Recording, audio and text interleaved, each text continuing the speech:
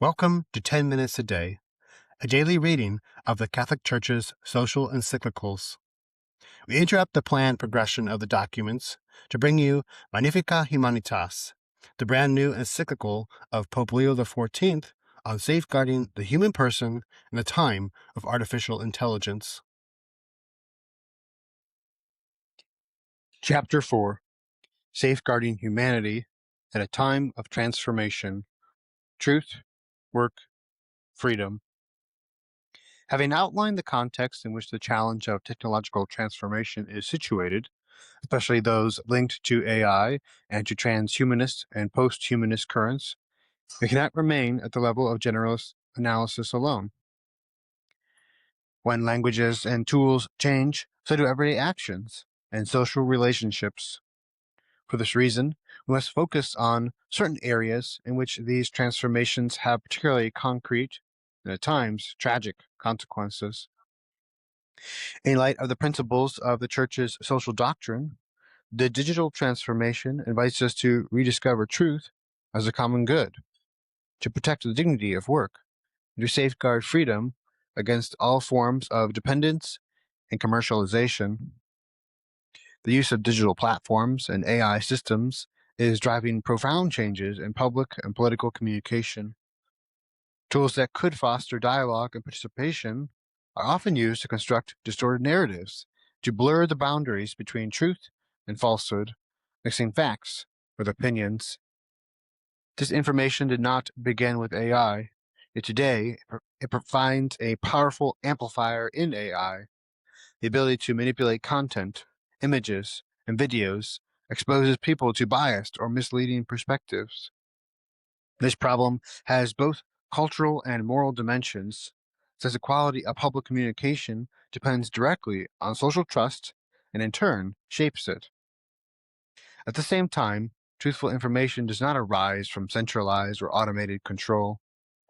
In public discourse, the truth of facts has a rational dimension, as it requires verification, cross-checking of sources, and responsible argumentation.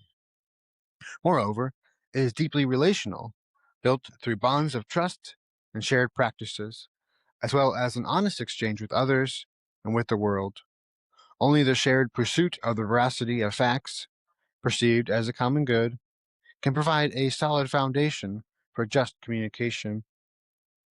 Those who command powerful technological and economic resources, along with substantial human capital for intervention, possess significant capabilities for influencing cultural change. Ultimately, they can influence a significant number of people concerning the truth about humanity, the world, the meaning of existence, the family, and even God. This is pure power, detached from truth, which subtly or overtly imposes what it wishes others to accept as true. At its root lies a deeper and often unrecognized sickness, the fact that modern man is wrongly convinced that he is the sole author of himself, his life, and society. This is a presumption that follows from being selfishly closed in upon himself. Consequently, people believe that they can construct reality, and that whatever best suits their claims corresponds to what is true. St. John Paul II reflected on the consequences of this crisis of truth, going so far as to state that once the idea of a universal truth about a good, knowable by human reason, is lost, inevitably the notion of conscience also changes. In such a context, universally valid truths, which precede us and which conscience must accept, are no longer recognized. This led Pope Francis to ask with realism, what is law without the conviction, born of age-old reflection and great wisdom, that each human being is sacred and inviolable? To which he concluded, if society is to have a future, it must respect the truth of our human dignity and submit to that truth. Murder is not wrong simply because it is socially unacceptable and punished by law, but because of a deeper conviction.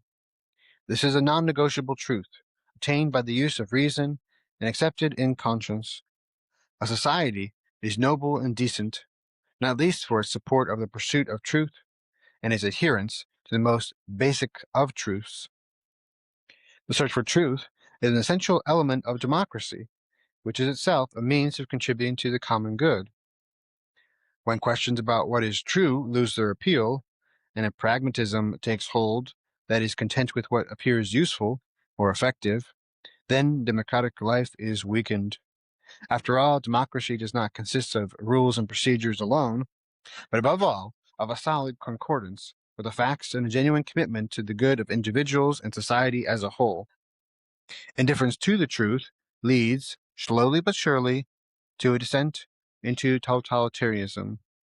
As the philosopher Hannah Arendt wrote, the ideal subjects of such regimes are not so much those who are ideologically convinced, but rather people for whom the distinction between fact and fiction, i.e., the reality of experience, and the distinction between true and false, i.e., the standards of thought, no longer exist. In view of this, it is important to recall that communication is not only the transmission of information, but is also the creation of a culture. The content that circulates within digital environments shapes how people perceive the world, and introduces into the collective consciousness images and narratives that direct our desires and influence our daily choices. This is not a parallel of purely virtual world, since what originates online now becomes a part of people's lives, especially of the youngest. For this reason, those who control digital platforms and means of communication have a considerable ability to affect the collective imagination and to present a particular vision of reality as desirable. Such power should be constantly guided by the pursuit of truth and respect for human dignity, so that the culture fostered on the internet does not become an instrument of excessive distraction, homogenization, or dominance, but rather a setting in which inner freedom and critical thought can mature.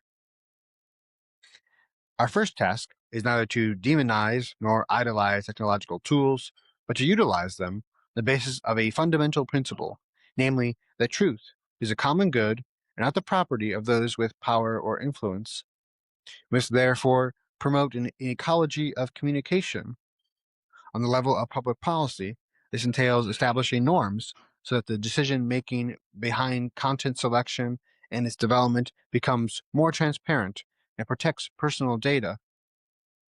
Regarding social and cultural aspects, this requires a strengthening of intermediary organizations, serious journalism, and forums for debate, where reasoned argumentation and verification carry greater weight than immediate reaction. For families and schools, there is a growing need for new educational awareness and for formation concerning the proper and critical use of digital technologies, AI, and online commercial and financial platforms. In universities, the principal challenge lies in the integration of knowledge, cultivating both the capacity to connect and synthesize knowledge in order to grasp complexity and the skills necessary to verify facts. Christian communities, too, are called to commit themselves to transparency in communication and to the honest pursuit of facts. Sadly, this has not always been the case. We have witnessed with shame the emergence of painful truths concerning even members of the Church and ecclesial realities. To them, I wish to repeat the words that Pope Francis used in speaking to journalists. I also thank you for what you tell us about what goes wrong in the Church, for helping us not to sweep it under the carpet, and for the voice that you have given to victims of abuse.